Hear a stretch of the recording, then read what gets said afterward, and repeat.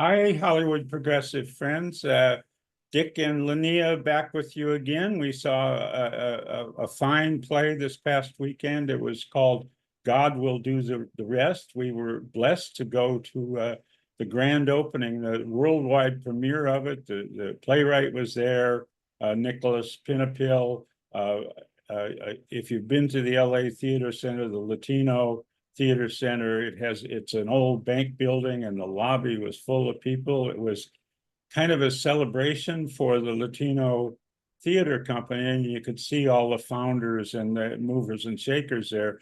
But it was also very much a celebration of Filipino culture. And there was a lot of celebration. You could tell in the lobby and in the play that particular audience is very pleased to have an elaborate play devoted to their culture. It's Filipino-American, so Filipinos here in America. What do you think, Nia? Yeah, I enjoyed this play. As you mentioned, the LA Theater Center is just a wonderful venue. It's an old bank building, so it has immensely high ceilings in the lobby, and on the roof is this beautiful um, stained glass um, window feature. It's gorgeous, gorgeous space. The set for this play was also wonderful. This play was very well done.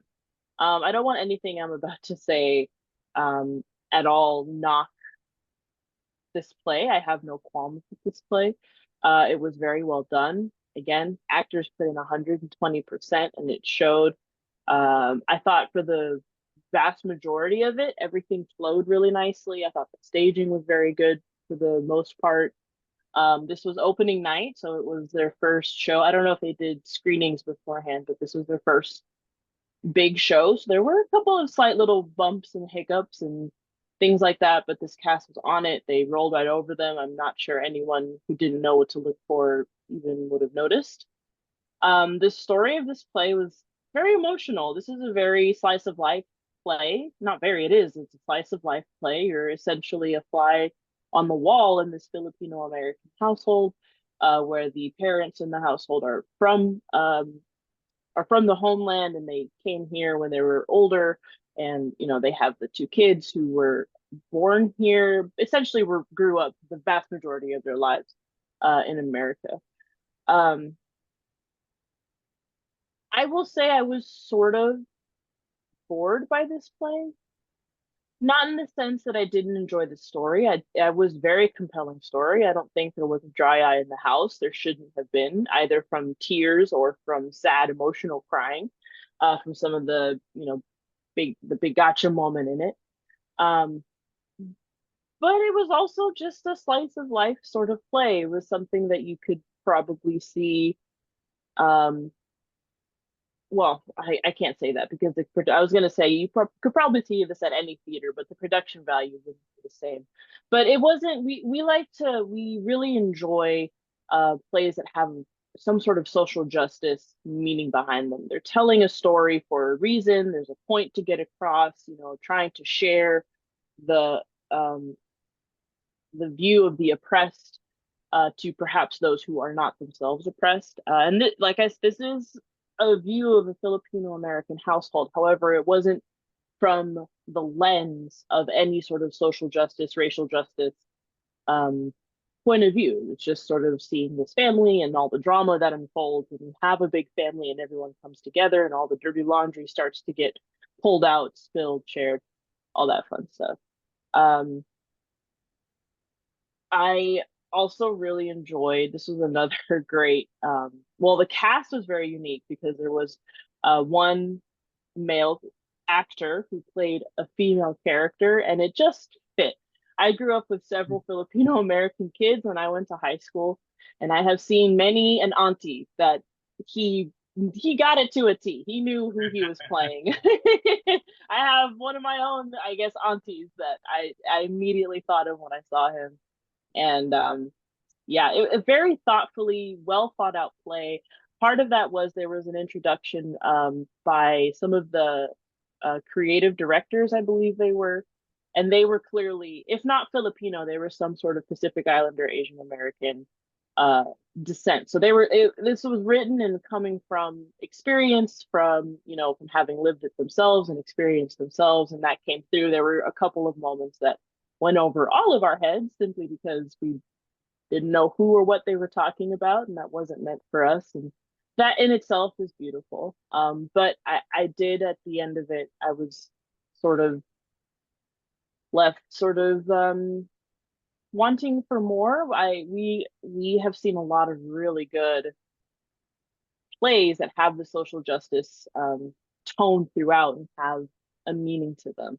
And so I was sort of lacking that. And there were places for them to sort of do that. So I think a slightly missed opportunity, but by no means do I want that to detract from how well this play was produced, how well this play was acted. The final product is wonderful. It's a great show. If you have a free night to see, I wouldn't say light because it gets a little heavy, but not with that sort of, I'm here to learn something kind of intention. What did you think?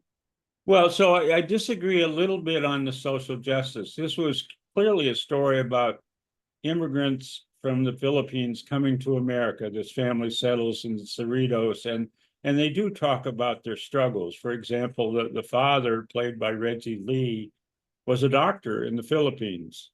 Can't be a doctor here, apparently, so he's a nurse. He's a nurse that risks his life caring for COVID patients. He's driven to do the best he can. And certainly there is part of the issue is one of the daughters' fiance is a Jewish man, and she wants to convert to Judaism, which more than alarms her pious Catholic parents. And the other daughter is standing tall for her gay son. So there's, I mean, so it really kind of starts out like a sitcom, like, it was like 6, 8 people and their various lives, and there's a lot of jokes. A fair number of them, a certain number of them are kind of Filipino specific, and we could tell from the people around us in the audience that they were funny. I sort of missed some of them, but not all, just a few. But then as time goes on, the conflicts between the characters, the desires, the frustrations, the sickness, the things that have torn that family apart for a long time make it kind of a tragedy. And ultimately, it is a tragedy. So in some ways, and I don't know how well the two parts are married. If you walked in at the beginning, it seems like you walked into a romantic comedy. If you walked in at the end, it's like, as our friend Ed Rampell says, it's Eugene O'Neill's Long Day, Tears into Night. It's a sad play. It's a joy to attend plays in the Latino Theater Center. They've done just a wonderful job. I know at one time that had a lot of trouble, and then the city and the Latino Theater Company revived it, and I'm glad they did. You have other thoughts, Neve? I just pick up lightly, very briefly. How you mentioned there were all these pieces, and I agree, it was a very thoughtfully well-crafted cast, well-crafted story, but that's where it was left. It was left at crafted, and there were all these big pieces. And they could have all been gone into deeper and had more of a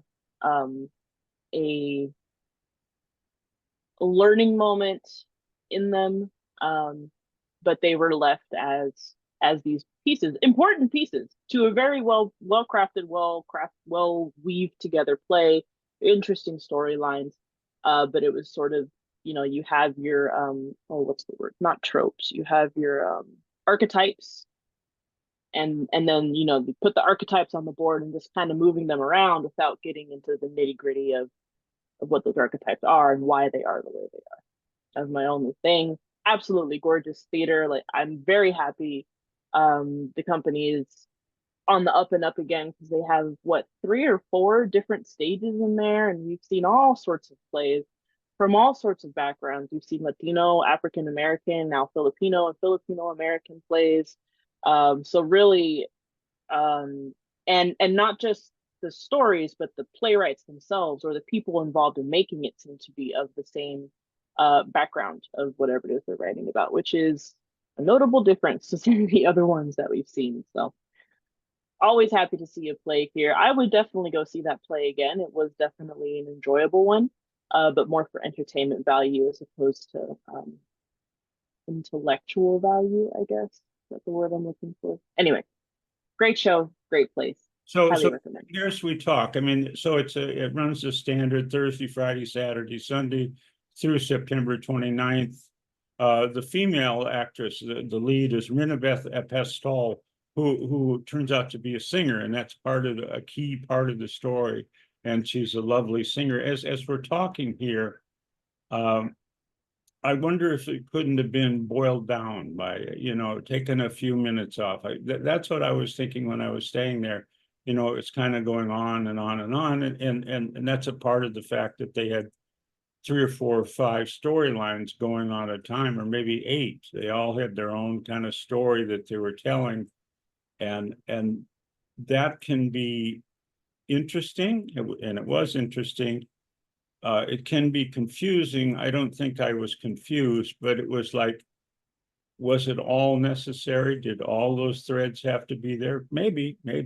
I know the audience was overjoyed. I mean, this was a celebration by that audience for the 2 reasons: the Latino Theater Center, and you could see some of the top doggies in that organization were sitting a couple rows in front of us, and a great many Filipinos who were clearly overjoyed. And this LA Theater Center, Latino Theater Center, has a history of putting on Filipino themed plays.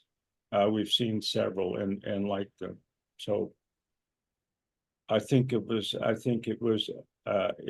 certainly an enjoyable night, and our restaurant scout found a lovely place 2 blocks away. What was the name of that place? Yoko's Kitchen. Wonderful Yeah, Yoko's place to Kitchen. go before a play there. Wonderful. So thank you, Nia.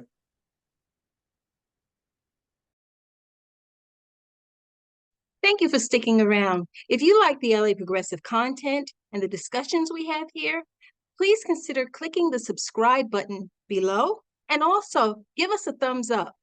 That helps to grow our audience by feeding the algorithm, which helps to get this content in front of more eyes. Thanks for stopping by. We really appreciate your support.